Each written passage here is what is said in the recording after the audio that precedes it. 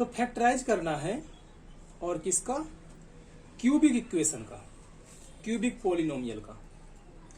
Equation नहीं कहेंगे इसको क्योंकि इसमें इक्वल नहीं लिखा हुआ है। तो पोलिनोमियल, क्यूबिक पोलिनोमियल का हमें फैक्टराइज करना है।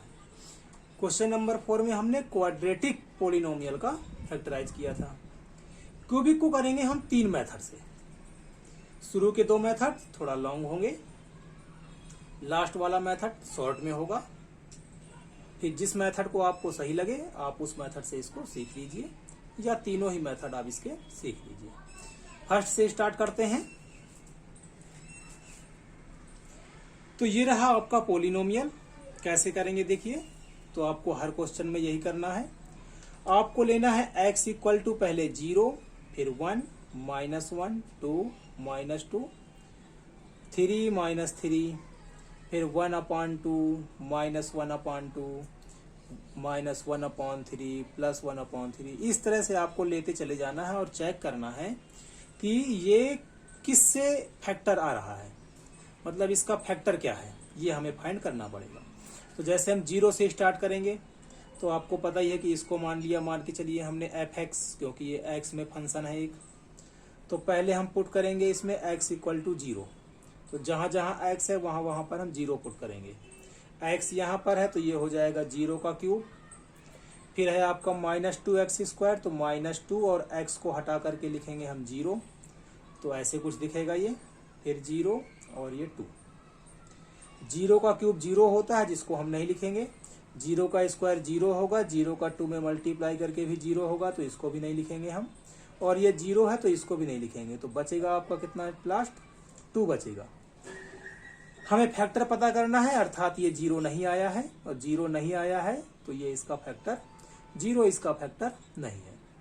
तो क्या हम करेंगे, 1 करेंगे। घबराइए नहीं, आपको सारे चेक नहीं करने हैं। जहां पर भी 0 आ जाएगा वहीं पर हम रोक देंगे इसको। तो 1 पुट करते हैं, तो x को हटा करके 1 तो बनेगा 1 क्यूब, x को हटा करके 1 तो बनेगा 1 स्क्वायर, फिर 1 और फिर ये 2। 1 का क्यूब आपको पता है 1 ही होगा, 1 1 जा 1 और फिर से 1 से मल्टीप्लाई तो फिर 1। 1 का स्क्वायर 1 होगा और 1 का 2 में करेंगे तो 2 आएगा। ये -1, ये +2, प्लस का 1 माइनस का 1 तो 0 हो जाएगा, प्लस का 2 माइनस का 2 तो ये भी कितना हो जाएगा, 0। तो एट लास्ट इसका आंसर कितना आ गया, 0। और जब 0 आता है तो आपने पहले भी पढ़ चुके हैं कि यदि 0 आ रहा है अर्थात 1 इस पॉलिनोमियल का फैक्टर है, अर्थात x की जो वैल्यू आ गई हमारी वो कितनी आ गई, 1। उसके बाद 1 को इधर लाएंगे हम तो कितना हो जाएगा, x - 1 इक्वल टू 0, अर्थात x - 1 इस पोलिनोमियल का फैक्टर है। तो x - 1 आ गया, ठीक है। तो आपको सबको नहीं दिखाना है, जिसमें आपका 0 आया है सिर्फ उसको दिखाना है आपको। तो 1 पर 0 आया है तो आपको यहां पर लिख देना है, ये fx तो आप मान ही लेंगे, तो आप 1 का इसको करके दिखा देंगे। तो जैसे लिखा हुआ है सेम आप यहां पर नोट कर लेंगे, ठीक है। दिखा दिया, इसी चीज को हमने यहां पर दिखा दिया। अब इसको इरेज कर लेते हैं और 1 पे ही आंसर आ गया हमारा। इसका अर्थ ये है कि हम इन सब का नहीं करेंगे। वैसे करें तो सारे आंसर आ भी जाएंगे हमारे, पर आपको ऐसा नहीं करना है कि हर किसी से ही चेक करके आंसर लाएं आप। तो 1 नंबर को चेक करना है, तो वो 1 मिल गया हमें और 1 पे हमारा आंसर आएगा। तो कितना आया हमारा, तो हमने देखा कि x इक्वल टू 1 है, जिसको हम लिखेंगे x - 1 इक्वल टू 0। अब x - 1 आ गया तो x - 1 से इस पूरे पोलिनोमियल को हम डिवाइड करेंगे।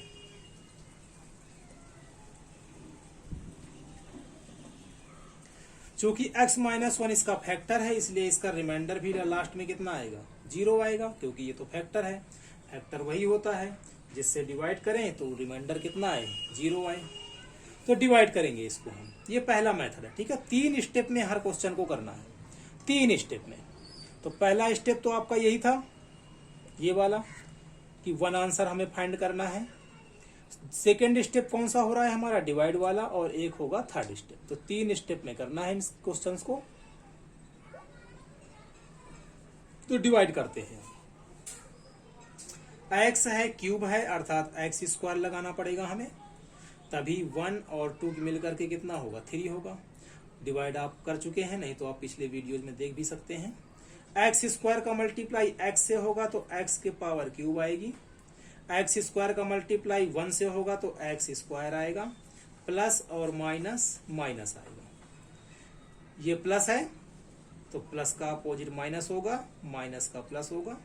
अब इन साइन को हमें देखना नहीं है, तो एक्स क्यूब प्लस में और एक्स क्यूब किस में माइनस में, तो ये कट के कितना हो जाएगा 0।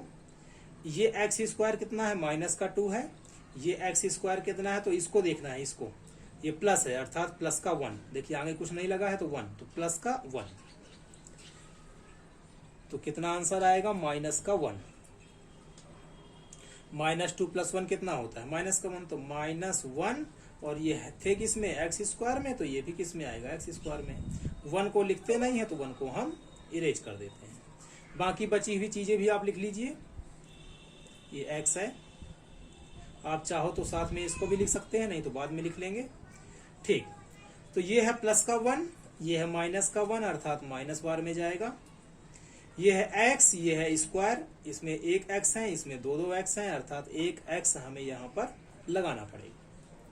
फिर से multiply, minus plus minus, x का एक्स में x square, minus minus plus x का 1 में एक्स आएगा।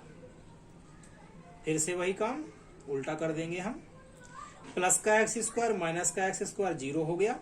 ये है माइनस का एक्स अर्थात -1, ये है माइनस का एक्स -1 कितना होता है -2, तो ये हो जाएगा माइनस का 2x। अब ये वाला +2 बाकी रह गया था, इसको लिख लेते हैं। 1 2 जा 2 अर्थात 2 बार में जाएगा, प्लस माइनस माइनस बार में जाएगा, और x अर्थात x लगाने की नीड इसमें नहीं है। मल्टीप्लाई करेंगे तो minus plus minus 2x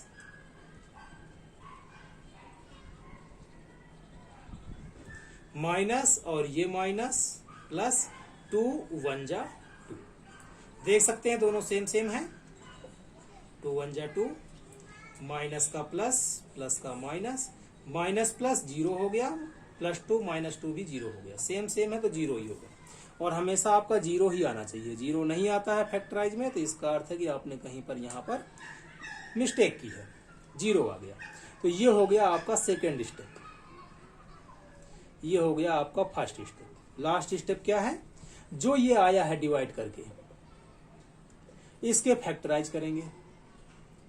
factorise आपने क्वेश्चन नंबर 4 पे किया था, तो फैक्टराइज कर लेते हैं। इसको कैसे करते हैं आपको पता ही है, इसके आगे कुछ नहीं है तो 1, तो 1 का 2 में मल्टीप्लाई करेंगे तो कितना आएगा 2, और इधर पे कुछ नहीं लगा है तो कितना है 1।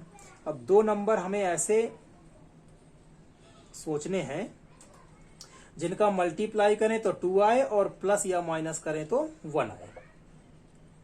क्या क्या हो सकते हैं, तो मल्टीप्लाई करने पे 2 कैसे आ सकता है, तो एक ही है हमारे पास, 2 1 जा 2, तो 2 1 जा 2, और 2 में 1 का यदि हम माइनस कर दें तो कितना आता है 1, अर्थात ये नंबर मिल गए हमें, कौन से 2 और 1। तो इसको तो हम सेम ही लिखते हैं, इसको भी हम सेम ही लिखते हैं, और इसको हम क्या लिखेंगे, तो माइनस का माइनस ही लिख दीजिए, ब्रैकेट बना लीजिए।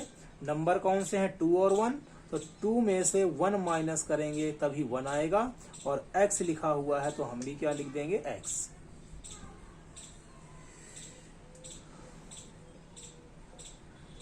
-2 x माइनस माइनस प्लस 1 का x में x, और ये माइनस का 2,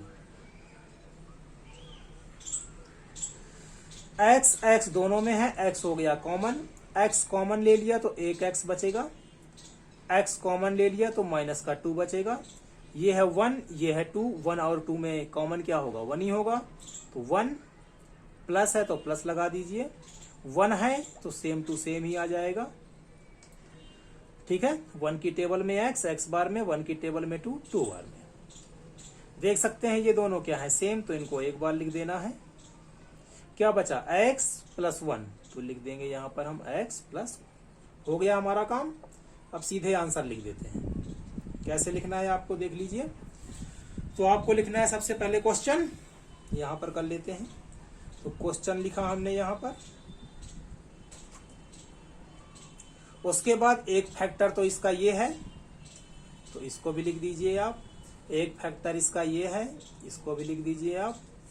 और एक फैक्टर इसका ये है, ये, इसको भी लिख लीजिए। ये हो गया आपका आंसर।